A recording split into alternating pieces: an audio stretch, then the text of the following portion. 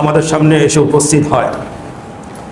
আজকে হলো মুহররমের 30 তারিখ, আগামীকাল রবিউল আউয়ালের 1 তারিখ। আমাদের সমাজে এই মাসকে নিয়ে অনেকের বাড়াবাড়ি আছে, অনেকের ছাড়াছাড়ি আছে। এই ব্যাপারে রাসূলুল্লাহ সাল্লাল্লাহু আলাইহি ওয়াসাল্লাম আমাদেরকে কি নির্দেশনা দিয়েছেন, বা রাসূলুল্লাহ সাল্লাল্লাহু আলাইহি ওয়াসাল্লামকে কি শুধুমাত্র রবিউল আউয়াল মাসে ভালোবাসবো আর বাকি 11 মাসে ভালোবাসা লাগবে না, জিনিসটা কি এমন? না, রাসূল সাল্লাল্লাহু আলাইহি ওয়াসাল্লামকে 12 মাসেই ভালোবাসা লাগবে। এই বিষয়গুলো আমরা বারবার শুনেছি, কিন্তু আমাদের মধ্যে কোনো পরিবর্তন নাই। আমাদের সমাজে অনেক ধরনের বিভ্রান্তি আছে, অনেক ধরনের ভুল ভ্রান্তি আছে। আমরা কাকে বেশি ভালোবাসবো এটা আমাদের এখনো আমরা অনেকে জানি না।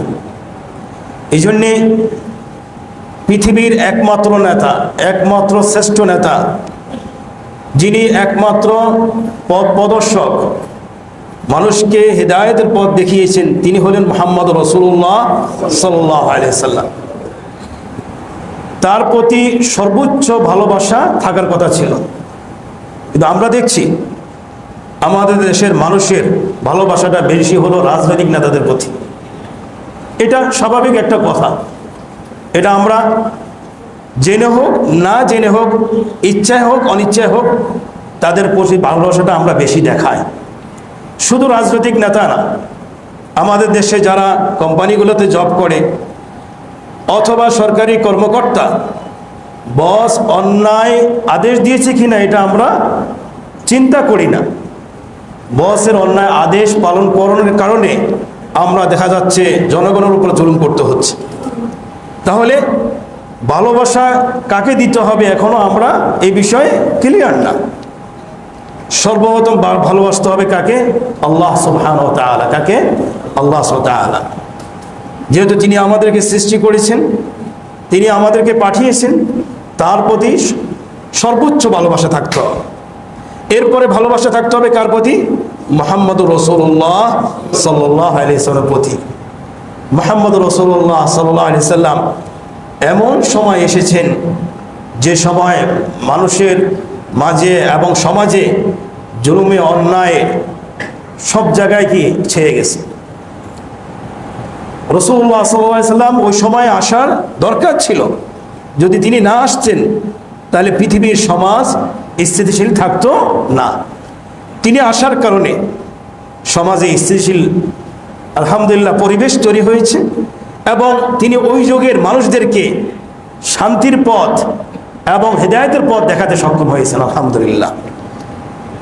আমাদের মাঝে নবী নেই, কিন্তু নবীর আদর্শ তো আছে।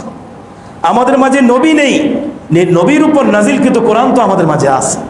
আমাদের মাঝে নবী নেই, কিন্তু তার উত্তরাধিকারী উলামায়ে কেরাম তো উপস্থিত আছেন। তাহলে কেন এরপরও আমরা ভালোবাসতেছি রসুলের পরিবর্তে অন্য মানুষকে? যদি এগুলো না থাকতো, উলামায়ে কেরাম না থাকতেন, কোরআন যদি আমাদের মাঝে না থাকতেন, রসুলের আদর্শ যদি না থাকতো, তাহলে আমরা বলতে পারতাম যে আমরা কিভাবে ভালোবাসবো, আমাদের মাঝে সামনে তো কিছুই নেই।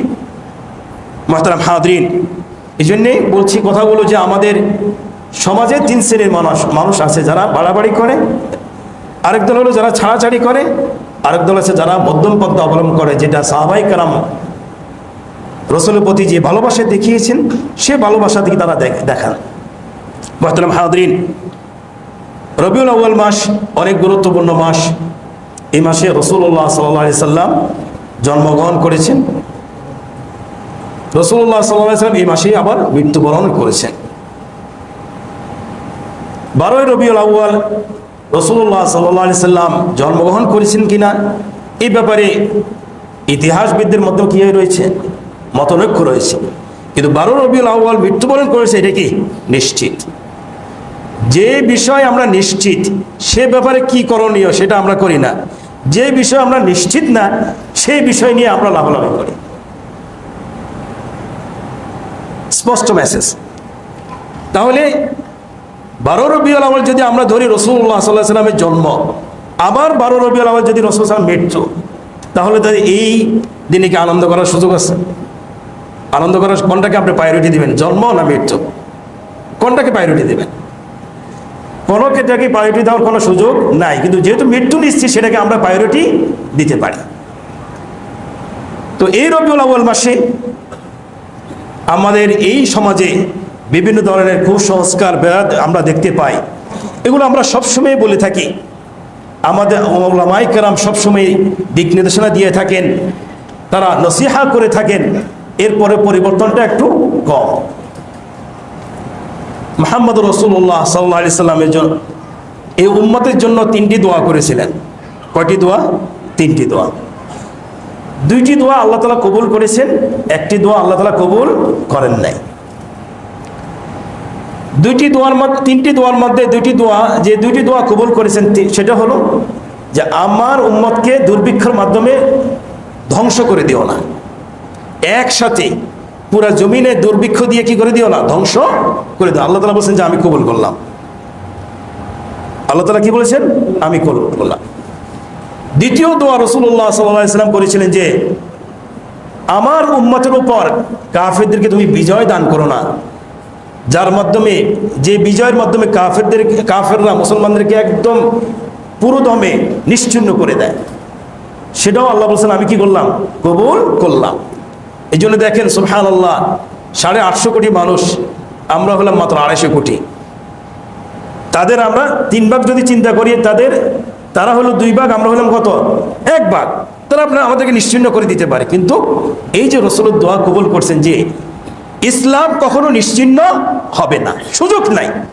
একজন মুসলমানও যদি বেঁচে থাকে ইসলাম নিশ্চিহ্ন হওয়ার কিনা সুযোগ নাই। আমরা এখান থেকে তো সাহস যোগাতে পারি, এখান থেকে তো আমাদের সাহস আমরা নিতে পারি যে রাসূলের দোয়া কবুল হয়ে গেছে, আমাদেরকে তারা নিশ্চিহ্ন করার সুযোগ নাই। আমাদের সাহস আরো বেড়ে যাওয়ার কথা, এরপরও আমরা কাফেরদের তাবেদারি করি।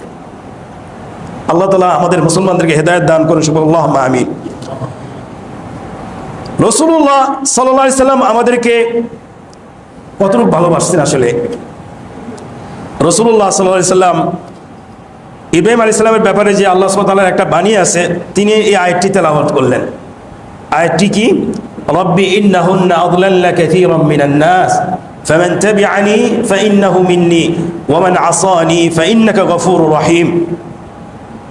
হে আমার প্রতিপালক, ইব্রাহিম আলাইহিস সালাম বলতেছেন যে হে আমার প্রতিপালক, এসব প্রতিমা বহু মানুষকে বিভ্রান্ত করেছে, সুতরাং যে আমার অনুসরণ করবে সে আমার দলভুক্ত, কিন্তু যে আমার অবাধ্য হবে, হে আল্লাহ তুমি তো চরম ক্ষমাশীল পরম দয়ালু।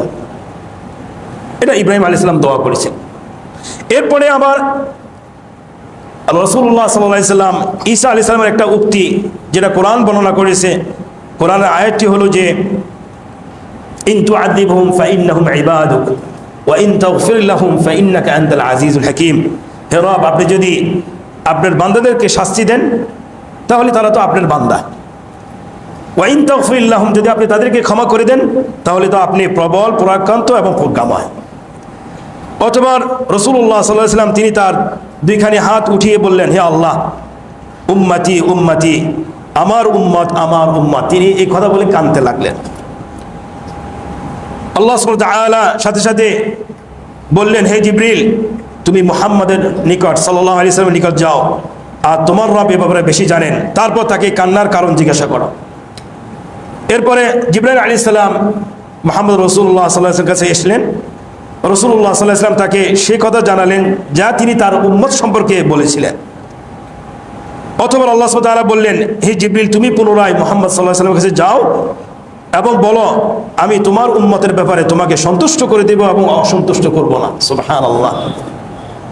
এখান থেকে আমি বুঝতে পারতেছি যে রাসূলুল্লাহ সাল্লাল্লাহু আলাইহি ওয়াসাল্লাম আমাদেরকে কতটুকু ভালোবাসতেন। তিনি যদি ভালো নাই বাসতেন, মক্কায় নির্যাতিত হওয়ার পরও তায়েফে যাওয়ার দরকার ছিল? দরকার ছিল না। এতিম শিশু, বাবা নাই, মা নাই, চাচা নাই। এরপরে খাদিজা বিনতে খুয়াইলিদ মারা গেলেন। এরপরেও তিনি কোথায় গেলেন? খাদিজা বিনতে খুয়াইলিদ মারা মৃত্যুর আগেই চলে গেলেন কোথায়? তায়েফে গেলেন। সেখানেও নির্যাতিত হলেন। নির্যাতিত হয়েও কি দাওয়াত বন্ধ করে দিচ্ছেন? না। আমরা তো একবার মাইর খাওয়ার পরে সেকেন্ড টাইম কি চিন্তা করি সেখানে যাওয়ার কি নাই, সুযোগ নাই। কিন্তু রাসূলুল্লাহ সাল্লাল্লাহু আলাইহি সাল্লাম নির্যাতিত হওয়ার পরেও কি বারবার গিয়েছেন, বারবার ইসলামের দাওয়াত দিয়েছেন, আল্লাহর কথা বলেছেন, আখিরাতের কথা স্মরণ করে দিয়েছেন, তিনি তার দাওয়াত বন্ধ করেন নাই। আরেকটি হাদিসে এসেছে আবু হুরায়রা রাদিয়াল্লাহু আনহু থেকে বর্ণিত যে রাসূলুল্লাহ সাল্লাল্লাহু আলাইহি সাল্লাম বলেছেন, মিন আশাদ্দি উম্মতি লি হুব্বান নাসুন ইয়াকুনু বা'দি ইয়াওয়াদ্দু আহাদুহুম লাউ রাআনি বিআহলিহি ওয়া মালি। আবু হুরায়রা রাদিয়াল্লাহু আনহু থেকে বর্ণিত রাসূলুল্লাহ সাল্লাল্লাহু আলাইহি সাল্লাম বলেন, আমার উম্মতের মাঝে আমাকে বেশি মহব্বতকারী ওইসব লোকেরা হবে যারা আবির্ভূত হবে আমার ইন্তেকালের পরে। তারা আকাঙ্ক্ষা করবে, হায় যদি তাদের পরিবার পরিজন এবং ধন সম্পদের বিনিময়ে আমাকে দেখতে পেত। সুবহানাল্লাহ। এটা কাদের ব্যাপারে সার্টিফিকেট দিয়েছেন?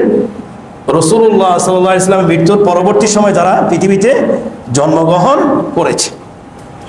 রাসূল বলেছেন যে পরিবার হোক, পরিবারের থেকেও তারা আমাকে বেশি ভালোবাসতো, তাদের সম্পদের চেয়েও তারা বেশি আমাকে কি ভালোবাসবে। এটা ভবিষ্যৎবাণী রাসূলুল্লাহ সাল্লাল্লাহু আলাইহি ওয়াসাল্লাম করে গেছে। আরেকটি হাদিস আসছে যে আবু মুসা আশআরী রাদিয়াল্লাহু আনহু থেকে বর্ণিত, তিনি বলেন রাসূলুল্লাহ সাল্লাল্লাহু আলাইহি ওয়াসাল্লাম বলেছেন, উম্মতি হাদিহি উম্মাতুন মারহুমা লাইসা আলাইহা আযাবুন ফিল আখিরাহ আযাবুহা ফিদ দুনিয়া আল ফিতানু ওয়াজ জালাজিল ওয়াল কতল।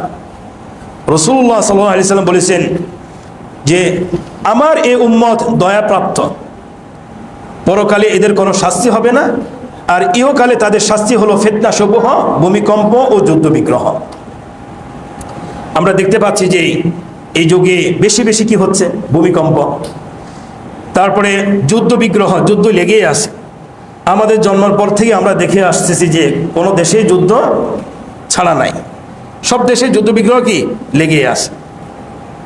সেটা আন্তর্জাতিক যুদ্ধ হোক অথবা দেশের ভিতরে আভ্যন্তরীণ যুদ্ধ হোক, একটা না একটা ফিতনায় মানুষ মুসলমানরা পড়ে আছে।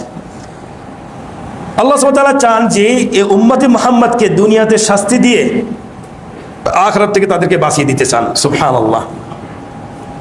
এই জন্যেই আমরা যদি দুনিয়াতে কোনো ধরনের বিপদে আক্রান্ত হই, হতাশ হওয়ার কোনো সুযোগ নাই। হতাশ হওয়ার কি নাই, সুযোগ নাই। আপনার যদি কোনো রোগ হয়, কোনো বিপদ আসে, এটাকে নিয়ামত হিসাবে মনে করবেন যে আল্লাহ তাআলা এর মাধ্যমে আমার কি গুনাহ কমিয়ে আনার চেষ্টা করছে। এটার উপর শুকরিয়া করতে হবে এবং সবর করতে হবে। এই দুটা গুণ যদি থাকে, আল্লাহ সুবহানাহু ওয়া তাআলা আপনার শাস্তির মাধ্যমে আপনি গুনাহগুলো কি করবেন, ক্ষমা করে দিবেন। তাহলে আমরা বুঝতে পারলাম যে রাসূলুল্লাহ সাল্লাল্লাহু আলাইহি ওয়াসাল্লাম আমাদেরকে কতটুকু ভালোবাসেন। এখন প্রশ্ন হলো যে আমরা কেন রাসূলুল্লাহ সাল্লাল্লাহু আলাইহি ওয়াসাল্লামকে আমরা ভালোবাসবো? রাসূলুল্লাহ সাল্লাল্লাহু আলাইহি ওয়াসাল্লামকে আমরা ভালোবাসবো এই জন্যেই যে তিনি হাবিবুল্লাহ। তিনি কার হাবিব? আল্লাহর হাবিব। তিনি আল্লাহর হাবিব। আর আল্লাহ যাকে ভালোবাসেন, আল্লাহ যাকে ভালোবাসেন এবং আল্লাহ সুবহানাল্লাহ, যে আল্লাহকে ভালোবাসেন, আল্লাহ যাদেরকে ভালোবাসবেন সেও কি তাদেরকে ভালোবাসবেন। এটাই হলো কি স্বাভাবিক। আর আমরা জানি যে আল্লাহ সৃষ্টির মধ্যে সবচেয়ে প্রিয় পাত্রকে মুহাম্মদুর রাসূলুল্লাহ সাল্লাল্লাহু আলাইহি ওয়াসাল্লাম। এই জন্যে আবু বকরকে সম্বোধন করে বলেছিলেন যে আমি যদি আল্লাহকে ছাড়া অন্য কাউকে বন্ধুরূপে গ্রহণ করতাম, তাহলে আমি তোমাকেই কি বন্ধুরূপে গ্রহণ করতাম, কিন্তু তুমি হলো আমার সঙ্গী এবং তুমি হলো আমার ভাই। কিন্তু ওয়ালাকিন সাহিবুকুম খলিলুল্লাহ, কিন্তু তোমাদের সাথী, তোমাদের সঙ্গী, তিনি হলেন আল্লাহর বন্ধু। তিনি কে? বন্ধু, আল্লাহর বন্ধু। তিনি কে? মুহাম্মদ রাসূলুল্লাহ সাল্লাল্লাহু আলাইহি ওয়াসাল্লাম। কেন আল্লাহ রাসূলকে ভালোবাসবো? কোরআনে দেখেন সূরা তাওবার 128 নম্বর আয়াতে এসেছে, লাকাদ জাআকুম রাসূলুম মিন আনফুসিকুম আজিজুন আলাইহি মা আনিতুম হারিসুন আলাইকুম বিল মুমিনিনা রাউফুর রহিম। নিশ্চয়ই তোমাদের নিজেদের মধ্যে থেকে তোমাদের নিকট একজন রাসূল এসেছেন, তা তার জন্য কষ্টদায়ক, যা তোমাদেরকে পীড়া দেয়। তিনি তোমাদের কল্যাণকামী, মুমিনদের প্রতি স্নেহশীল, পরম দয়ালু। এখানে দুইটা গুণ আছে যেটা আল্লাহর আসমা ও সিফাত, আল্লাহ সুবহানাহু ওয়া তাআলার গুণ বাচক নাম, সেটা হলো রাউফুন এবং রাহিম। পৃথিবীতে অনেক নবী এসেছিলেন। কোরআনে 25 জন নবীর কথা বর্ণনা, 25 জন নবীর কথা এসেছে। কোন নবীর সাথে, কোন নবীর ক্ষেত্রে আল্লাহ সুবহানাহু ওয়া তাআলা যে সিফাত, সে সিফাতগুলো নবীর ক্ষেত্রে ব্যবহার করেন নাই, একমাত্র মুহাম্মদ রাসূলুল্লাহ সাল্লাল্লাহু আলাইহি ওয়াসাল্লামের ক্ষেত্রে ব্যবহার করেছে। সুবহানাল্লাহ। রাউফ, তিনি পরম স্নেহশীল, মানুষকে দেখলে স্নেহ করেন, এবং পরম দয়ালু, মানুষের জন্য কি তিনি দয়া প্রদর্শন করেন। সুবহানাল্লাহ। এই জন্যে এটা হাদিসে এসেছে যে রাসূলুল্লাহ সাল্লাল্লাহু আলাইহি ওয়াসাল্লাম বলেছেন, লাউলা আন আশুক্কা আলা উম্মতি লা আমারতুকুম বিসওয়াকি মা কুল্লি সালাতিন। আমি যদি আমার উম্মতের উপর কঠিন মনে না করতাম, তাহলে প্রত্যেক সালাতের শুরুতে, প্রত্যেক জামাতের সময় তাদেরকে মেসওয়াক করার কি করতাম, আদেশ করতাম। তাহলে কতটুকু চিন্তা করছেন তিনি? চিন্তা করছেন যে আমার উম্মতকে যদি আমি, মেসওয়াক তো আমরা এখন করি না, এটার পরিবর্তে আমরা কি করি, ব্রাশ করি। ব্রাশের মধ্যে অনেক অকল্যাণকর জিনিস আছে, আমরা কিছুদিন আগে মিডিয়াতে আমরা দেখতে পেয়েছি। রাসূলুল্লাহ সাল্লাল্লাহু আলাইহি ওয়াসাল্লাম বুঝতে পেরেছেন যে এই উম্মত এই কাজটা করতে পারবে না, এই জন্য তিনি আদেশ করেন নাই। এই জন্য এটা সুন্নত হিসেবে কি রেখেছেন, ফরজ করেন নাই, ওয়াজিব করেন নাই, এটা সুন্নাহ হিসেবে রেখেছেন। তাহলে আমরা বুঝতে পারতেছি তিনি কতটুকু দয়ালু ছিলেন। দ্বিতীয় নম্বর হলো, কেন রাসূলুল্লাহ সাল্লাল্লাহু আলাইহি ওয়াসাল্লামকে আমরা ভালোবাসবো? লিআন্নাহু রাহমাতুল লিল আলামিন, যেহেতু তিনি বিশ্ববাসীর জন্য একটা রহমত ছিলেন। আল্লাহ সুবহানাহু ওয়া তাআলা বলেছেন, ওয়া মা আরসালনাকা ইল্লা রাহমাতাল লিল আলামিন, আমি আপনাকে বিশ্ববাসীর জন্য রহমত স্বরূপ প্রেরণ করেছি। এরপরে দেখেন কেন আমরা রাসূল সাল্লাল্লাহু আলাইহি ওয়াসাল্লামকে ভালোবাসবো। ওয়া মা কানা আল্লাহু লিউআযিবাহুম ওয়া আনতা ফীহিম ওয়া মা কানা আল্লাহু লিউআযিবাহুম ওয়া হুম ইস্তাগফিরুন। রাসূল যে স্থানে, যে সময়, যেখানে উপস্থিত থাকবেন, সেখানে কোনো আল্লাহর পক্ষ থেকে কোনো শাস্তি নাজিল হবে না। এটা উম্মতের প্রতি দয়া না? দয়া না? অবশ্যই দয়া। ওমা কানাল্লাহু মুআযিবাহুম ওয়া হুম ইস্তাগফিরুন, আরেকটা দয়া দেখিয়েছেন যে রাসূল যদি উপস্থিত না থাকেন, সে উম্মত যদি ইস্তেগফার করতে থাকে, তখনও কি হবে না, আল্লাহর শাস্তি নাজিল হবে না। সুবহানাল্লাহ। রাসূলুল্লাহ সাল্লাল্লাহু আলাইহি ওয়াসাল্লামকে আমরা কেন ভালোবাসবো? লিআন্নাহু শাফিউন লানা ইয়াউমাল কিয়ামাহ। রাসূলুল্লাহ সাল্লাল্লাহু আলাইহি ওয়াসাল্লাম বলেছেন যে শাফাআতি লি আহলিল কাবাইর মিন উম্মতি, যে আমার উম্মতের মধ্যে কবিরা গুনাহগারদের জন্য রয়েছে আমার সুপারিশ। সুবহানাল্লাহ। এই উম্মতকে ছাড়া তিনি জান্নাতে যাবেন না।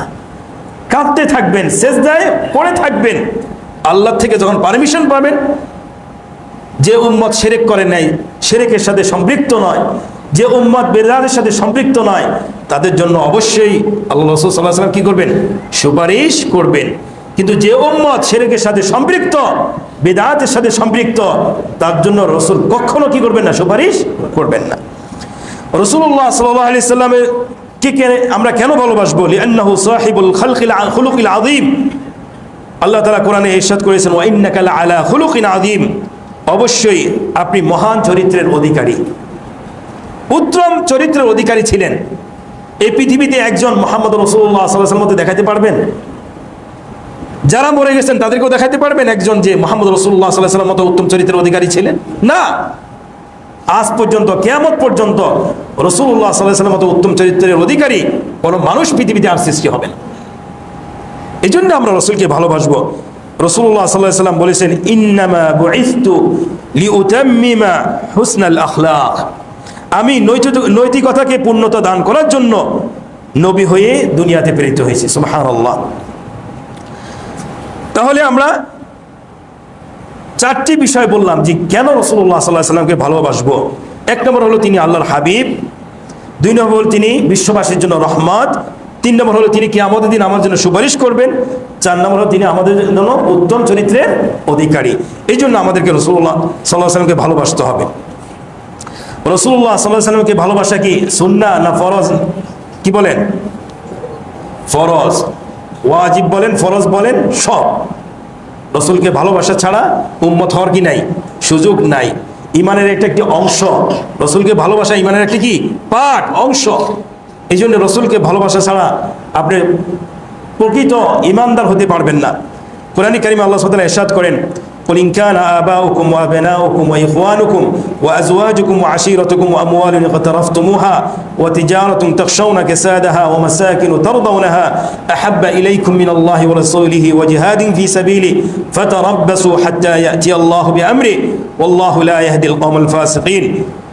আল্লাহ সুবহানাহু ওয়া তাআলা মুহাম্মদ সাল্লাল্লাহু আলাইহি ওয়াসাল্লামকে বলছেন যে বলো তোমার পিতা, তোমার সন্তান, তোমার স্ত্রী, তোমার গোত্র, তোমাদের সে সম্পদ যা তোমরা অর্জন করেছ, আর সে ব্যবসা যা মন্দ হওয়ার আশঙ্কা তোমরা করছো, এবং সে বাসস্থান যা তোমরা পছন্দ করছো, যদি তোমাদের কাছে অধিক প্রিয় হয় আল্লাহ, তার রসুল ও তার পথে জিহাদ করার চেয়ে, তবে তোমরা অপেক্ষা করো আল্লাহ তার নির্দেশ নিয়ে আসা পর্যন্ত।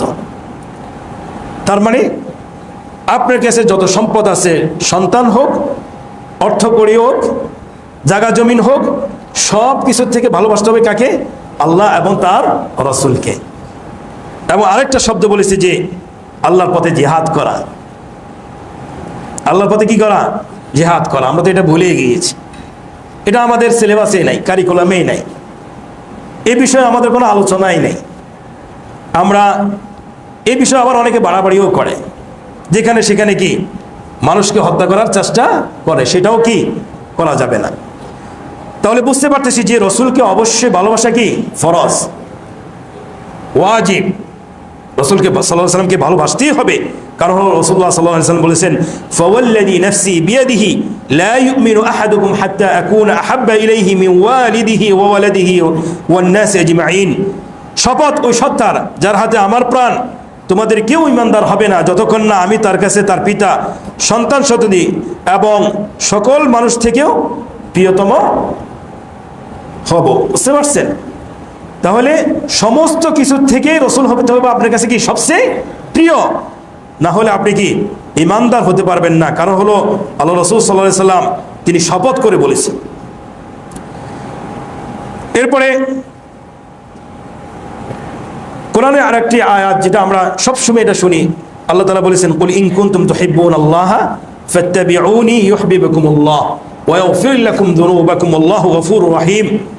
আল্লাহ তাআলা মুহাম্মদ সাল্লাল্লাহু আলাইহি সাল্লামকে বলছেন, যদি তোমরা আল্লাহকে ভালোবাসতে চাও, যদি তোমরা আল্লাহকে ভালোবাসতে চাও, রসুল এটা বলতেছেন ফাত্তাবিউনি, তাহলে আমাকে কি করো? অনুসরণ করো। ইউহিব্বুকুমুল্লাহ, তাহলে আল্লাহ তোমাদেরকে ভালোবাসবেন। ওয়া ইয়াগফির লাকুম যুনুবাকুম, তাহলে আল্লাহ সুবহানাহু ওয়া তাআলা তোমাদেরকে কি করে দিবেন? ক্ষমা করে দিবেন। এখানে দুইটা জিনিস, একটা হলো আল্লাহকে ভালোবাসতে চাইলে কাকে ভালোবাসতে হবে, আর যদি আল্লাহকে, মুহাম্মদ সাল্লাল্লাহু আলাইহি ওয়াসাল্লামকে যদি ভালোবাসেন, তাহলে আল্লাহ কি করে দিবেন? আপনার গুনাহ কি ক্ষমা করে দিবেন। সুবহানাল্লাহ, অনেক ফজিলতপূর্ণ একটি আয়াত। তাহলে আমরা জেনেছি যে রাসূলুল্লাহ সাল্লাল্লাহু আলাইহি ওয়াসাল্লামকে ভালোবাসা কি ওয়াজিব অথবা ফরজ, যেটাই আপনারা বলতে পারেন। আমাদের সমাজে রাসূলুল্লাহ সাল্লাল্লাহু আলাইহি ওয়াসাল্লামের মহব্বতের পরিপন্থী অনেক কাজ হয়ে থাকে। এই পরিপন্থী কাজগুলোর মধ্যে এক নম্বর হলো যে প্রকাশ্যে অবকাশ্যে রাসূলুল্লাহ সাল্লাল্লাহু আলাইহি ওয়াসাল্লামের সুন্নাহ থেকে দূরে থাকা। আমাদের সমাজের মানুষ দেখা যায় যে মৌলিক যে ইবাদতগুলো আছে সেগুলোকে আনুষ্ঠানিকতা সর্বস্ব, এটা প্রথা মনে করে, এবং সে আমলগুলো করে যাচ্ছে, কোনো ধরনের সওয়াব আশা বা এটা সে করে না। এটা দেখবেন আমাদের বিশেষ করে কর্পোরেট অফিসগুলোতে নামাজ পড়ে বসের ভয়ে, আর যখন ইনক্রিমেন্টের মাস আসে তখন তারা নামাজ বেশি পড়া শুরু করে, পারলে নফলও পড়ার চেষ্টা করে। যেহেতু বস যেহেতু কি নামাজি, চিন্তা করছে নামাজ না পড়লে তো কি ইনক্রিমেন্টও হওয়ার সম্ভাবনা নাই। তাহলে কি এই ইবাদতটা তারা কার জন্য পড়তেছে? আল্লাহর জন্য না মানুষের জন্য? মানুষের জন্য। তো এগুলো করা যাবে না। অথবা রাসূলুল্লাহ সাল্লাল্লাহু আলাইহি ওয়াসাল্লামকে আপনার অনুসরণ করা এবং তার প্রতি সম্মান প্রদর্শন থেকে বিরত থাকা। যখন আমরা কোনো হাদিসের আলোচনা করি, কোরআনে আলোচনা করি, মানুষ দেখা গেছে এখানে সেখানে তখন ঘুমায়। আসেনি সমাজে এরকম? আজকে জুমায় এরকম আসেনি, অনেকে ঘুমাচ্ছে। এটা কি সম্মান প্রদর্শন হলো না অসম্মান প্রদর্শন হলো? এই মেম্বারটা কার বলেন তো দেখি? এটা না, এই দাঁড়িয়ে এই জায়গায় মদিনাতে যে মেম্বারটা আমরা দেখছি, সেখানে দাঁড়িয়ে কি খুতবা দিতেন বলেন তো দেখি? কে দিতেন? মুহাম্মদ রাসূলুল্লাহ সাল্লাল্লাহু আলাইহি ওয়াসাল্লাম। আজকে যদি তিনি বেঁচে থাকতেন, আপনারা কয়জনে ঘুমাইতেন? আমরা কেউ ঘুমাইতাম না। কেন? সাহাবায়ে কেরাম যেভাবে রাসূলুল্লাহ সাল্লাল্লাহু আলাইহি ওয়াসাল্লামের বক্তৃতা শোনার জন্য বসে থাকতেন পাখির মতো, পাখিরা এসে কি তার সাহাবীদের কপালে গাড়ে এসে বসে থাকতেন যে এখানে কোনো মানুষ নেই। মানে সাহাবায়ে কেরাম এমনভাবে বসতেন যে কোনো নড়াচড়া তাদের মাঝে নেই, এমনভাবে রসুলের প্রতি আকৃষ্ট হয়ে রসুলের কথাগুলো শুনতেন। কিন্তু আমরা আমাদের মনে হয় সাপ্তাহিক ঘুমানোর সময় শুধু একদিন, সেদিন হলো জুমার দিন, তাও আবার খুতবার সময়। এটা প্রত্যেকটা মসজিদে, এটা আমরা একটা পদ্ধতি করে নিয়েছি, সিস্টেম করে নিয়েছি যে আমি শান্তি মতো একটা ঘুম দিব, সেটা হলো জুমার খুতবার সময়। আল্লাহ তাআলা আমাদেরকে হেদায়েত করেন, আল্লাহুম্মা আমিন। এই প্রথা বাদ দিতে হবে। এটা হলো আপনার একটা অলসতা তৈরি হয়েছে। এটা আপনি একটা রুটিন করে নিয়েছেন যে আমি জুমার সালাতে আসলে কি করব, খুতবার সময়, বিশেষ করে খুতবার সময় আমি ঘুমাবো। আমরা কি এখানে ঘুমানোর জন্য আসছি? না, এখানে আমরা আগামী এক সপ্তাহ আমরা কিভাবে অথবা সঠিক পথে কিভাবে চলতে পারি, রাসূল সাল্লাল্লাহু আলাইহি ওয়াসাল্লাম কি আদেশ আছে, কি নিষেধ আছে, সেই বিষয়গুলো অনুসরণ করে আমাদেরকে কি চলতে হবে, সেই বিষয়ে আলোচনা করেন খতিব সাহেব। এখানে তো কোনো অন্য কোনো আলোচনা হয় না। আখিরাতের আলোচনা হয়, তারপরে জান্নাতের আলোচনা হয়, জাহান্নামের আলোচনা হয়। এটাও একটা অসম্মান প্রদর্শন। আপনি দেখছেন কিনা, যারা মদিনায় গিয়েছেন, সুবহানাল্লাহ, শেখরা যখন আলোচনা করেন সমস্ত মানুষ এসে বসে থাকে, শেখ আসার আগেই বসে থাকে। তিনি আলোচনা যতক্ষণ পর্যন্ত না করেন ততক্ষণ পর্যন্ত একটা মানুষও কি ওঠে না। শুধুমাত্র যে অলস, যে আমাদের মতো ঘুমানোর অভ্যাস, তারা একমাত্র উঠে যায়। এই জন্য মুহতারাম হাজরিন, এটা একটা কোরআনের প্রতি অসম্মান প্রদর্শন, এটা করা যাবে না। আপনি ঘুমানোর দরকার, আপনি একদম ফজরের পর থেকে শুরু করে 11টা পর্যন্ত ঘুমান, আপনাকে কেউ নিষেধ করছে না। এই দিনে ঘুমাইতে হবে, এই সময় ঘুমাইতে হবে, কি আমাকে বলছে? এটা আমরা বলবেন যে আমরা বাপদাদার থেকে দেখে আসতেছি যে বাপদাদারা ঘুমাইতো, আমরাও ঘুমাই। আল্লাহ হেদায়েত করুন, আল্লাহুম্মা আমিন। মুহতারাম হাজরিন, প্রকাশ্যে সুন্নাত থেকে দূরে থাকার উদাহরণ হলো যে ওয়াজিব ও মুস্তাহাব পর্যায়ে দৃশ্যমান সুন্নতি আমল ত্যাগ করা। যেমন সুন্নতে মুআক্কাদা, আমরা অনেক সময় বিতর নামাজ পড়ি না, এবং অনেক সময় দেখা গেছে খাওয়ার শুরুতে যে দোয়া পড়া সেটা আমরা পড়ি না। এটাও সুন্নাহর প্রতি অবজ্ঞা প্রদর্শন করা। ওয়াশরুমে প্রবেশের সময় আমরা দোয়া পড়ি না, এটাও সুন্নাহর প্রতি এক ধরনের অবজ্ঞা। কেননা রাসূল সাল্লাল্লাহু আলাইহি ওয়াসাল্লাম বলেছেন, ফামান রাগিবা আন সুন্নতি ফালাইসা মিন্নি। যারা আমার সুন্নাত থেকে বিরাগ ভাজন হয় তারা আমার দলভুক্ত নয়, তারা আমার উম্মত নয়। মুহতারাম হাজরিন, আরেকটি পরিপন্থী কাজ হলো যে বিশুদ্ধ হাদিসসমূহ প্রত্যাখ্যান করা। আমাদের সমাজে একটি দলে আছে, একটি দল না, অনেকগুলো দলে আছে হাদিস অস্বীকারী, যাদেরকে আমরা বাংলায় বলি আহলে কোরআন, কিন্তু আহলে কোরআন না, এরা হলো হাদিস অস্বীকারী, যারা বলে যে আমরা কোরআন মানি, হাদিস মানি না। এই যে কোরআন কার উপর নাজিল হয়েছে বলেন তো দেখি? মুহাম্মদ রাসূলুল্লাহ সাল্লাল্লাহু আলাইহি ওয়াসাল্লাম বলেন। আপনি যদি মুহাম্মদ সাল্লাল্লাহু আলাইহি ওয়াসাল্লামকে নাই মানেন, তাহলে আপনার ইসলাম কোথায় থাকলো? ইসলাম কোন আরো বেশি থাকলো? কোরআন তো তার উপর নাজিল হয়েছেন, তিনি তো এর ব্যাখ্যা বিশ্লেষণ করেছেন, সেই ব্যাখ্যা বিশ্লেষণ আমাদের পর্যন্ত এসে পৌঁছেছে। তা আমরা যদি হাদিসে বাদ দিয়ে দিই, তাহলে আমাদের ইসলামের আর কতটুকু বাকি থাকে? ইসলামের প্রত্যেকটি ইবাদত আল্লাহ সুবহানাহু ওয়া তাআলা থিওরিক্যাল বলে গেছেন, প্র্যাকটিক্যাল কে দেখিয়ে দিয়েছেন? মুহাম্মদ রাসূলুল্লাহ সাল্লাল্লাহু আলাইহি ওয়াসাল্লাম। সালাত কিভাবে পড়বেন কোরআনে কোন জায়গায় আছে? হজ কিভাবে করবেন শুরু থেকে লাস্ট পর্যন্ত কোরআনের কোন জায়গায় আছে? বিস্তারিতভাবে ধারাবাহিকভাবে কোথাও নেই। এটা প্র্যাকটিক্যালি কে দেখিয়ে দিয়েছেন? মুহাম্মদ রাসূলুল্লাহ সাল্লাল্লাহু আলাইহি ওয়াসাল্লাম। এই জন্যে হাদিস অস্বীকারীরা যতই বলুক যে আমরা রাসূলকে ভালোবাসি, তাদের এইটা মিথ্যা ভালোবাসা, তাদের এটা সত্য ভালোবাসা নয়। রাসূলুল্লাহ সাল্লাল্লাহু আলাইহি ওয়াসাল্লামের সিরাতের অনুসরণ থেকে সরে আসা, এই গ্রুপের লোকেরাই বলে যে প্রায় 350 বছর পর অথবা 300 বছর পর, 300 হিজরির পর হাদিস গ্রন্থ কি হাদিস লেখা হয়। এই হাদিসগুলো তারা কোথা থেকে লিখছে? এরা বলেছে যে এটা বানোয়াট। অথচ আল্লাহ বলেছেন সূরা নাজিমে, ইন হুয়া ইল্লা ওয়াহয়ুই ইউহা ওয়া মা ইয়ানতিকু আনিল হাওয়া ইন হুয়া ইল্লা ওয়াহয়ুই ইউহা। আল্লাহ রাসূল মন গড়া কোনো কথা বলেন না, যাই বলেন যেটা আল্লাহ প্রেরণ করছেন তার প্রতি নাজিল করছেন তিনি সেটাই বলেন। সুবহানাল্লাহ। 4 নম্বর হলো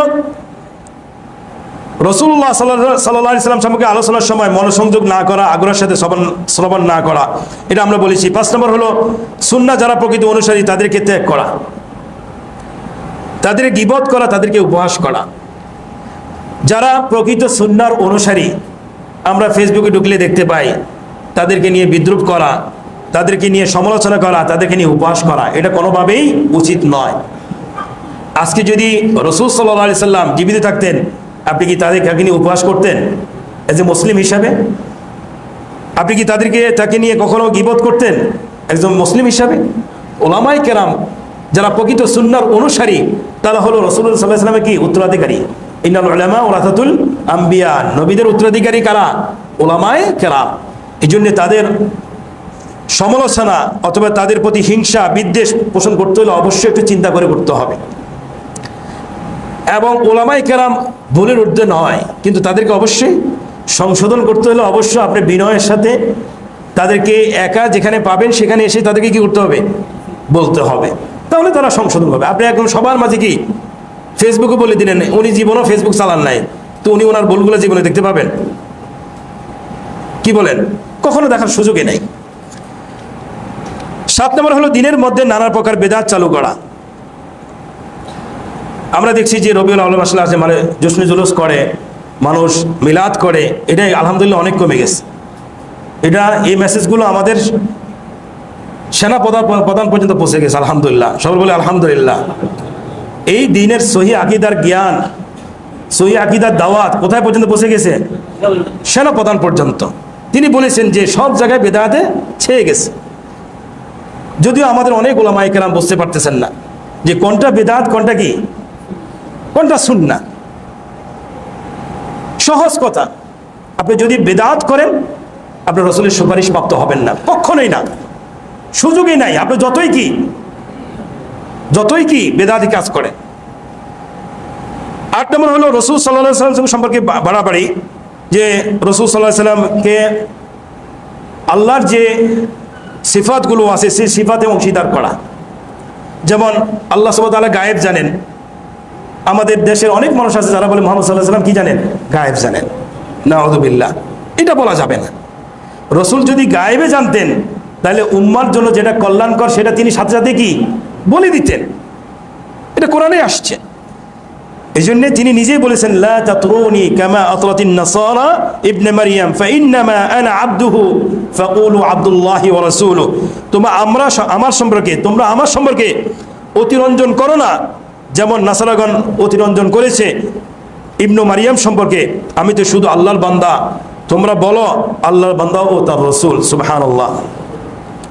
আরেকটি হাদিসে এসেছে, লা তাজআলু কবরি ঈদান ওয়া সাল্লু আলাইয়া ফাইন্না সালাতাকুম তাবলুগুনি হাইসু কুনতুম।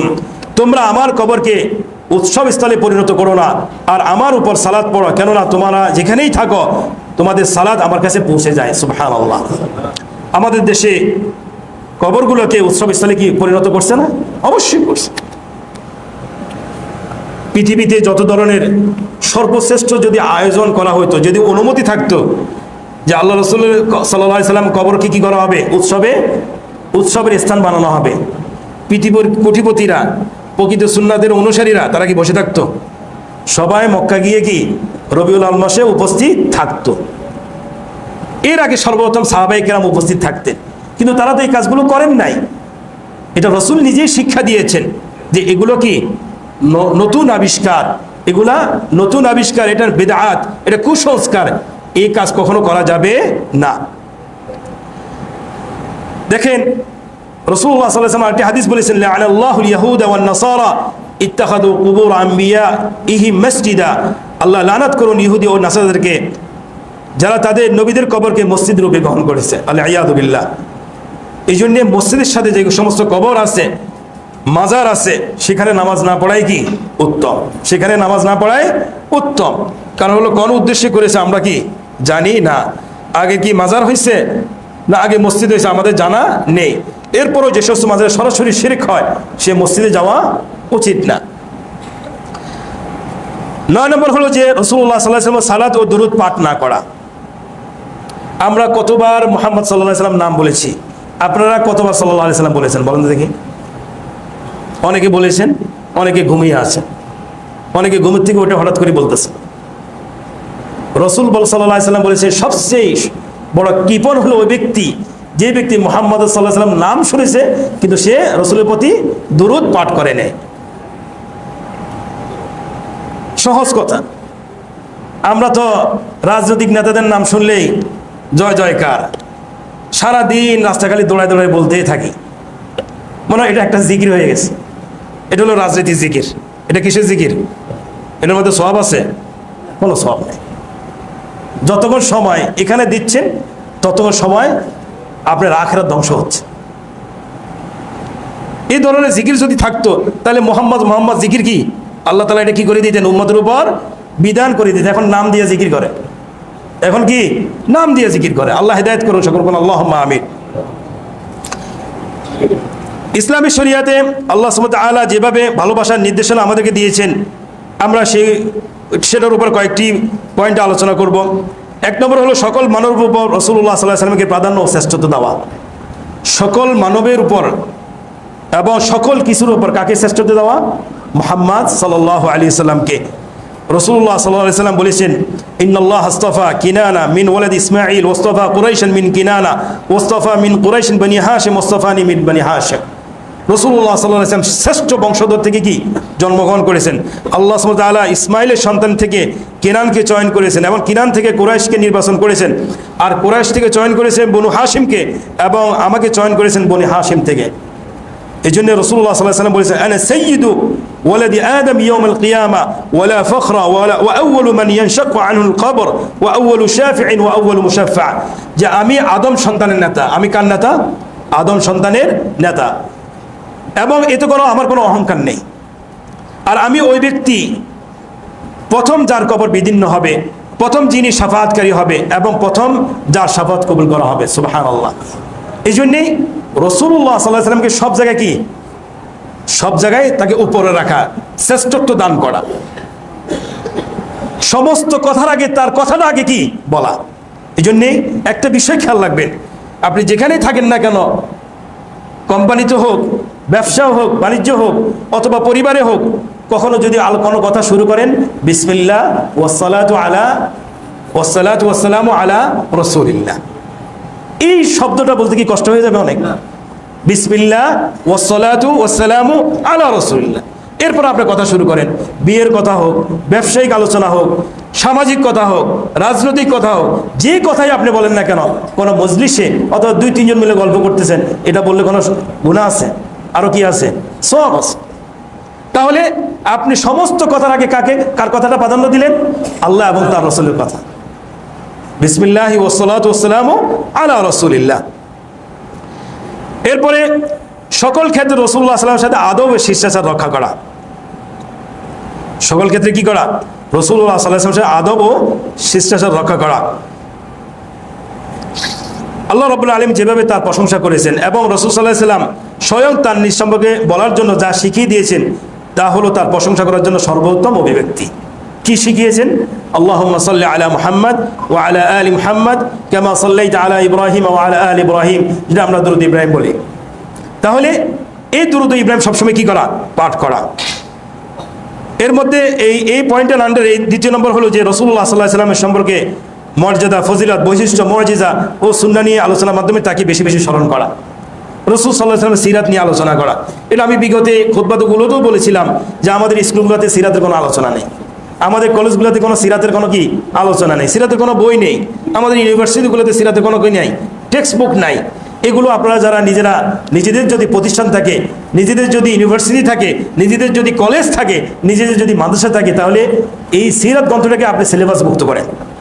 ইনশাআল্লাহ আল্লাহ সুবহানাহু ওয়া তাআলা এর উসিলায় আপনি হতে পারে কিয়ামত দিনে আল্লাহ রাসূলের সুপারিশ পেয়ে যাবেন ইনশাআল্লাহ। এই পয়েন্টের আন্ডারে আরেকটি হলো যে শুধু মুহাম্মদ সাল্লাল্লাহু আলাইহি ওয়াসাল্লাম তাকে উল্লেখ না করা, তার নাম বলার আগে নবী মুহাম্মদ সাল্লাল্লাহু আলাইহি ওয়াসাল্লাম বলা, রাসূলুল্লাহ সাল্লাল্লাহু আলাইহি ওয়াসাল্লাম বলা, শুধু মুহাম্মদ কি না বলা। কারণ হলো কোরআনে কারীমে আল্লাহ সুবহানাহু ওয়া তাআলা নিষেধ করেছেন, লা তাজআলু দুআ আর-রাসূলি বাইনাকুম কাদুআই বা'দিকুম বা'দা, তোমরা একে অপরকে যেভাবে ডাকো রাসূল সাল্লাল্লাহু আলাইহি ওয়াসাল্লামকে তোমাদের মধ্যে সেভাবে আহ্বান করো না। তাহলে রাসূলুল্লাহ সাল্লাল্লাহু আলাইহি ওয়াসাল্লাম নাম কিভাবে বলতে হবে? নবী মুহাম্মদ সাল্লাল্লাহু আলাইহি ওয়াসাল্লাম অথবা রাসূল সাল্লাল্লাহু আলাইহি ওয়াসাল্লাম। এরপরে মসজিদ নববীতে কেউ এলে এই মসজিদের আদব রক্ষা করা, বিশেষ করে তার কবরের পাশে এসে উচ্চ স্বরে কথা না বলা। এটা কোরআনে কারিমে বারবার নিষেধ করা হয়েছে। আমরা হজের সময় গিয়ে দেখছি আমাদের হাজী সাহেবরা ভিডিও করতেছেন, দুরূদ পড়ার সময় রসুলকে সালাম দিতে যাচ্ছেন, এখন লাইভে ফ্যামিলির সাথে কথা বলার দরকার আছে? আপনি কি দেখাতে যাচ্ছেন যে আমি রসুলের কবরের সামনে দিয়ে উপস্থিত হচ্ছি, রসুলকে সালাম দিচ্ছি? এটা কি আপনি ইবাদত হিসেবে করতেছেন না লোক দেখানো হিসেবে করতেছেন? হায় আফসোস, আমাদের বাংলাদেশি ভাইরাই ছবি নিয়ে ব্যস্ত, গিয়ে ফেসবুক আগে দিয়ে দেবে যে আমি এখন আজকে রসুল সাল্লাল্লাহু আলাইহি সাল্লামকে সালাম দিতে যাচ্ছি। দিতেছেন, ভালো কথা, আলহামদুলিল্লাহ, এটা তো একটা ইবাদত। এটা তো মানুষকে বলার কিছু না। হ্যাঁ, যদি আপনি মানুষকে যদি অনুপ্রাণিত করতে চান, উৎসাহিত করতে চান যে তোমরা আল্লাহর ঘর, রসুলের ঘর তুমি পরিদর্শনের জন্য আসো, সেটা ভিন্ন ইস্যু। যেমন আপনি নামাজ পড়তে যাচ্ছেন, অন্য মানুষকে বললেন যে ভাই আসেন, আমিও নামাজ পড়তে যাচ্ছি, আপনারাও আসেন। কিন্তু আপনি শুধু বললেন যে আমি নামাজ পড়তে যাচ্ছি, সবাইকে ইনফর্ম করে গেলেন, এটা দ্বারা নামাজের সওয়াব পাবেন না। এটা তো আপনি লোক দেখানো কাজ করলেন। তো আপনি অবশ্যই এই কাজগুলোর করার ক্ষেত্রে সচেতনতা অবলম্বন করবেন। এরপর হলো তার হাদিসের প্রতি যথাযথ সম্মান প্রদর্শন, হাদিস শোনার সময় ধৈর্য এবং তার আদবের পরিচয় দেওয়া। হাদিস শোনার সময় অবশ্যই আমাদের সমাজে আমরা দেখা যায় এলমি কোনো আলোচনা শোনার সময় সবাই আমরা মোবাইল নিয়ে ব্যস্ত থাকি। সবাই আমরা কি নিয়ে ব্যস্ত থাকি? মোবাইল নিয়ে ব্যস্ত থাকি, অথবা আমরা ঘুম নিয়ে ব্যস্ত থাকি। তো এই জিনিসগুলো যেন আর না হয় ভবিষ্যতে, সেটা আমাদের অবশ্যই অনুশীলন করতে হবে। এরপরে আরেকটি পয়েন্ট যে হলো 3 নম্বর পয়েন্ট, যে রাসূলুল্লাহ সাল্লাল্লাহু আলাইহি ওয়াসাল্লাম যেসব বিষয়ে সংবাদ দিয়েছেন তা সত্য বলে প্রতিপন্ন করা। আল্লাহ রাসূল সাল্লাল্লাহু আলাইহি ওয়াসাল্লাম যে সকল আদেশ নিষেধ ভবিষ্যৎবাণী করেছেন সেগুলা মিথ্যা হিসাবে কি প্রতিপন্ন করার কি নাই? সুযোগ নাই। সেগুলোকে সত্য হিসাবে প্রতিপন্ন করতে হবে। কার মতো? আবু বকর রাদিয়াল্লাহু আনহুর মতো। মেরাজে গিয়েছেন, কাফেররা কি ঠাট্টা তামাশা করতেছে, আবু বকরকে বলতেছে। আবু বকর রাদিয়াল্লাহু আনহু কি বললেন? যদি রসুল বলে থাকেন তাহলে আমি বিশ্বাস করলাম। সুবহানাল্লাহ। আমরা কত হাদিস শুনেছি জীবনে, কত সুন্নাহর কথা শুনেছি, কত আমলের কথা শুনেছি। আপনি প্রতিনিয়ত কত আমল আপনি জীবনে যোগ করতে পারছেন? এটা একটা বিশাল বড় প্রশ্ন। আমরা সংযোজন তো করতে পারি না, আমরা যোগ করতে পারি না, আমরা বিয়োগ করছি সবসময়। ইবাদত যদি আগে বেশি করতাম, এখন কি কম করা শুরু করছি। কারণ হলো দুনিয়ার কি, দুনিয়ার ব্যস্ততার কারণে। দুনিয়ার ক্ষেত্রে আমাদের সবসময় যোগ হয়, কিন্তু আখিরাতের সব ক্ষেত্রে সবসময় কি হয়? বিয়োগ হয়, মাইনাস হয়। এই জন্য মুহতারাম হাজরিন, এটা চেষ্টা করা দরকার। হায়াত আর বেশি দিন নাই, কে কখন আমরা মৃত্যুবরণ করবো আমরা জানি না। আমাদের এক ছাত্রের ভাই লিভার অপারেশন ছিল, কিছুদিন আগে আপনাদের কাছ থেকে অনুদান নেওয়া হয়েছিল, সে গত সপ্তাহে মারা গিয়েছে। ইন্না লিল্লাহি ওয়া ইন্না ইলাইহি রাজিউন। আমরা তার জন্য দোয়া করি, আল্লাহ সুবহানাহু ওয়া তাআলা তাকে বেহেশত নসিব করুন, আল্লাহুম্মা আমিন। এরপরে হলো যে রাসূলুল্লাহ সাল্লাল্লাহু আলাইহি ওয়াসাল্লাম ইত্তিবা করা, আনুগত্য পোষণ করা, তার হিদায়াতের আলোকে পরিচালিত হওয়া। লাকাদ কানা লাকুম ফি রাসূলিল্লাহি উসওয়া। রাসূলুল্লাহ সাল্লাল্লাহু আলাইহি ওয়াসাল্লামকে ভালোবাসার ক্ষেত্রে এই আয়াতটাই যথেষ্ট, যে তোমাদের জন্য যে আল্লাহ এবং আখিরাতের আশা করে তার জন্য রাসূলের মধ্যে কি রয়েছে? উত্তম আদর্শ রয়েছে। আমরা আদর্শ খুঁজি রাজনৈতিক নেতার কাছে, ওনার কাছে কি উত্তম আদর্শ আছে বলেন?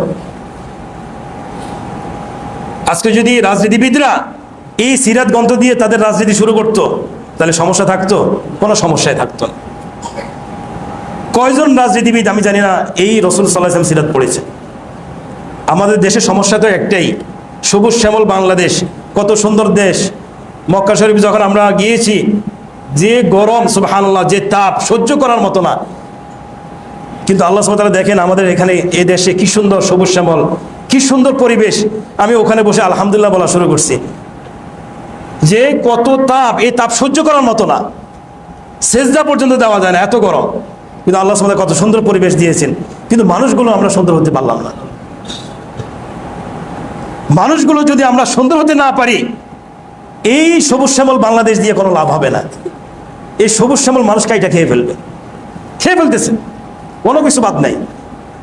রাস্তাঘাটের গাছ পর্যন্ত রাখতেছে না। তাহলে উত্তম আদর্শ যদি অর্জন করতে হয়, রসুলের সিরাত যদি আমরা অনুসরণ না করি, কখনো সম্ভব না। সংসদে যদি সিরাতের আলোচনা না হয়, কখনোই এই জাতির পরিবর্তন হবে না, সম্ভব নয়। আল্লাহর পরিকল্পনা আর আমাদের দেশীয় রাজনীতির পরিকল্পনা কি এক? আস্তাগফিরুল্লাহ, কি বলেন, এক না। আল্লাহর পরিকল্পনা উত্তম পরিকল্পনা, সেটা তো আল্লাহ রাসূলের মাধ্যমে জানিয়ে দিয়েছেন। যে জাতি অন্ধকারে কি ছিল, ডুবে ছিল, সে জাতি এই কোরআনের মাধ্যমে হেদায়েত পেয়েছেন। রাসূল সাল্লাল্লাহু আলাইহি ওয়াসাল্লামের মাধ্যমে কি পেয়েছেন? হেদায়েত পেয়েছেন এবং তারা আলোকিত হয়েছেন। সেই উত্তম আদর্শ, সেই যুগের আমলগুলো যদি আমরা এই যুগে যদি বাস্তবায়ন করতে পারি, তাহলে আমাদের দেশও কি হবে, মানুষগুলো আলোকিত হবে, মানুষগুলো হেদায়েত পাবে, মানুষগুলো দ্বীনের কথা বুঝতে পারবে এবং আমল করা শুরু করবে ইনশাআল্লাহ। আমরা চেষ্টা করি, আল্লাহ সুবহানাহু ওয়া তাআলা আমাদেরকে তৌফিক দান করুন। 5 নম্বর হলো যে রাসূলুল্লাহ সাল্লাল্লাহু আলাইহি ওয়াসাল্লামের সুন্নতের বিধান দ্বিধাহীন চিত্তে মেনে নেওয়া। ফালা ওয়া রাব্বিকা লা ইউমিনুনা হাত্তা ইউহাক্কিমুকা ফীমা শাজারা বাইনাহুম সুম্মা লা ইয়াজিদু ফি আনফুসিহিম হারাজাম মিম্মা কাদাইতা ওয়া ইউসাল্লিমু তাসলিমা। তোমার রবের শপথ, কখনো নয় তারা ঈমানদার হবে না যতক্ষণ না তারা তোমাকে নিজেদের মধ্যকার বাদানুবাদের ক্ষেত্রে হুকুমদাতা হিসেবে মেনে নেয়, অথবা তুমি যে মীমাংসা করে দাও তাতে তাদের মনে কোনো দ্বিধা তারা রাখে না এবং পরিপূর্ণভাবে তা মেনে নেয়। সুবহানাল্লাহ। তাহলে রাসূল সাল্লাল্লাহু আলাইহি সাল্লামকে একজন হুকুমদাতা হিসেবে কি করতে হবে? মেনে নিতে হবে, বিচারক হিসেবে মানতে হবে। সমাজে যে কোনো ধরনের বিপদ আসুক, বিশৃঙ্খলা তৈরি হোক, সমাজে যে কোনো ফিতনা আসুক, সব কিছু সমাধান কে দিয়ে গেছেন? মুহাম্মদ রাসূলুল্লাহ সাল্লাল্লাহু আলাইহি সাল্লাম।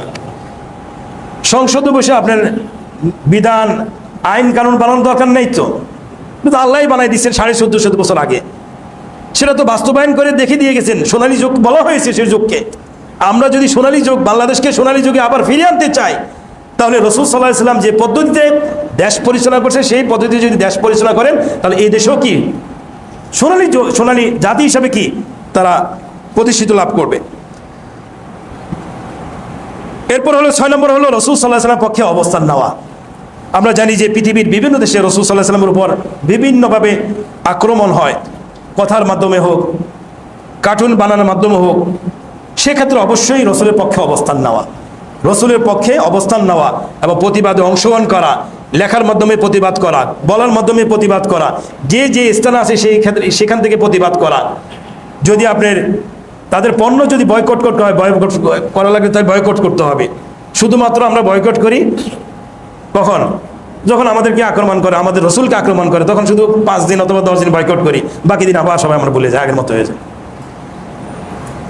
ইহুদিদের পণ্য 1 মাস বন্ধ থাকে আর 11 মাস আবার ধুমছে চলে, তো ইবাদত তো শেষ, ওই 1 মাসে ইবাদত করে ফেলছে, আর 11 মাসে ইবাদত করা লাগবে না। এটা আমাদের সবার ক্ষেত্রে হয়ে গেছে। আমরা কেমন যেন এই এমন জাতি, আমরা ভুলে যাই। কয়দিন আগে আমাদেরকে পিটাইছে, কিন্তু এটাও আমরা ভুলে গেছি। আবার পিটান খাওয়ানোর জন্য প্রস্তুত, সেটাও আবার আমরা কয়দিন পর আবার ভুলে যাব। মানে এই জাতি সুবহানাল্লাহ, তার ইতিহাস কোনো কিছুই খেয়াল রাখতে পারে না। তা আমরা চেষ্টা করা দরকার যে রাসূলুল্লাহ সাল্লাল্লাহু আলাইহি ওয়াসাল্লামের প্রতি কোনো ধরনের আক্রমণ যখনই আসবে, আমি যেই দলে করি না কেন, এটা তো আমার ইমানের দাবি যে আমি তার পক্ষে কি অবস্থান করা। তার পক্ষে যদি আমি অবস্থান করতে পারি, তাহলে আমি রাসূল সাল্লাল্লাহু আলাইহি ওয়াসাল্লামের সুপারিশ অর্জন করতে পারবো। আল্লাহ সুবহানাহু ওয়া তাআলা আমরা যা শুনেছি, আল্লাহ সুবহানাহু ওয়া তাআলা সেগুলোর উপর আমল করার তৌফিক দান করুন। আল্লাহুম্মা আমিন। আকুলু হাযাল কাওল আস্তাগফিরুল্লাহ লি ওয়া লাকুম ওয়া লিসাইরিল মুসলিমিনা মিন কুল্লি যাম ফাস্তাগফিরু ইন্নাহু হুয়াল গফুরুর রাহিম।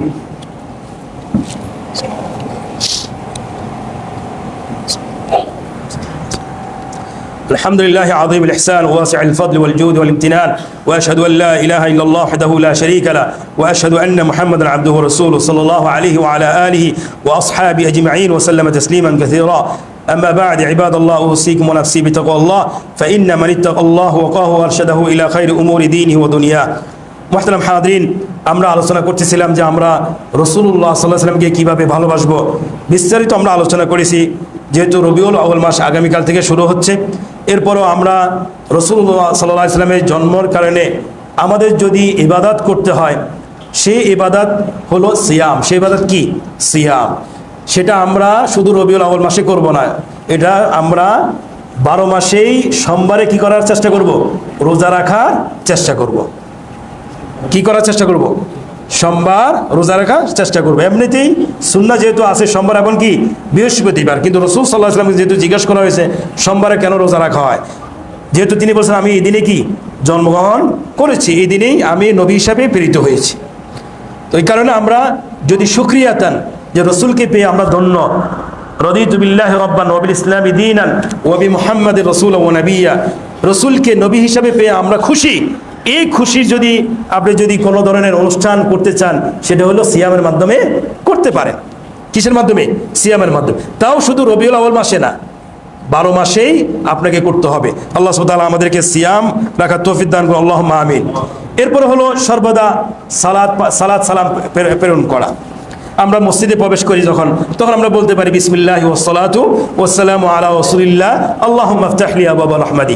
আবার মসজিদ থেকে যখন বের হব আমরা পড়তে পারি বিসমিল্লাহি ওয়াসসালাতু ওয়াসসালামু আলা রাসূলিল্লাহ আল্লাহুম্মা ইন্নী আসআলুকা মিন ফাদলিক। আপনার রসুল উপর দুরূদ পাঠ করা হয়েছে, সালামও প্রেরণ করা হয়ে গেল।